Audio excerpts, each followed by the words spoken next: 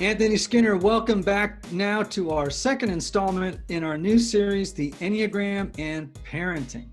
Ian, Cron, it's good to be with you today. And of course, we're on installment 2. So we're talking about the Enneagram 2 and the helper.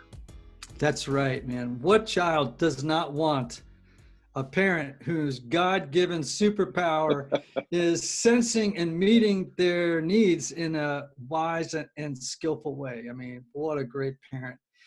As parents, self-aware twos are nurturing. I mean, this is innate, supportive, attuned to their children's feelings. They're great listeners. They're approachable, fantastic when they're self-aware. They are. And my mother is a 2, and I experienced all that you just shared with us. But now tell us about the helper who might be struggling with some self-awareness. Yeah, so when an Enneagram 2 scores poorly on the self-awareness quotient, problems kick in, because then their superpower actually becomes their kryptonite. They become manipulative, calculating, smothering, a little too proud of being needed by their children, and they confuse flattery for words of encouragement, among other things. That's good. So what can the Enneagram 2 do to avoid some of these pitfalls that they experience with their type? Yeah, so 3 tips. Number 1, they have to set boundaries. Now, the same is going to be true of 9s, but for different reasons.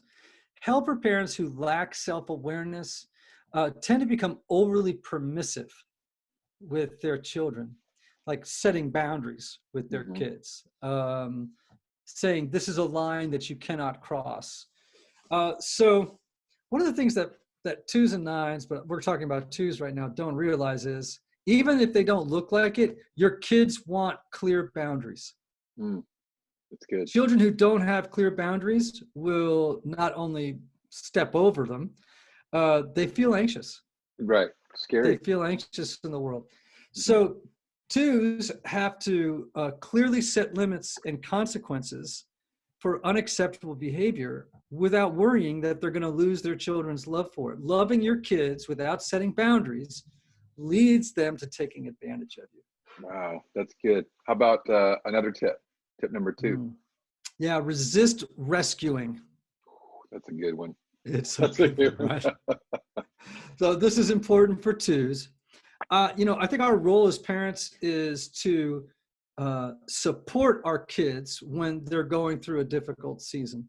But when an unskillful helper is constantly stepping in to rescue or shield their children from reality, right?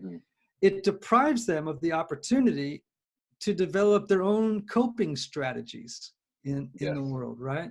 So if you don't want your kids to still be living at home when they're 35, I suggest you stop rescuing them. That's so good. And personally, my mom and I worked through some of this. The message I was getting was, I can't do this, when she was trying to rescue me. So that's sort of an implied message that your child can get. That can be an incentive for you to let them learn on their own. Absolutely. What you don't want your kid to think is, I can't do life without mom or dad. Yeah. We want to raise kids who are confident that when we send them out into the world, that over time we have given them age-appropriate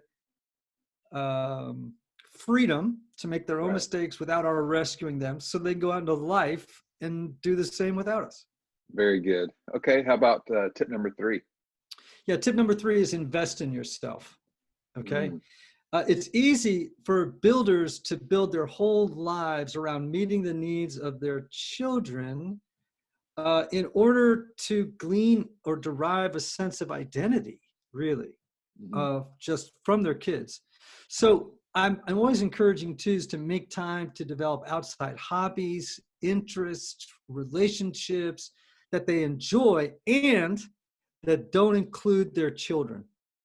I love that. That don't include their children, because it's really healthy for your kids to see and know that you have a sense of identity and self apart from your relationship with them. I love that. And as you were saying that, I was reminded of how much I loved watching my mother paint.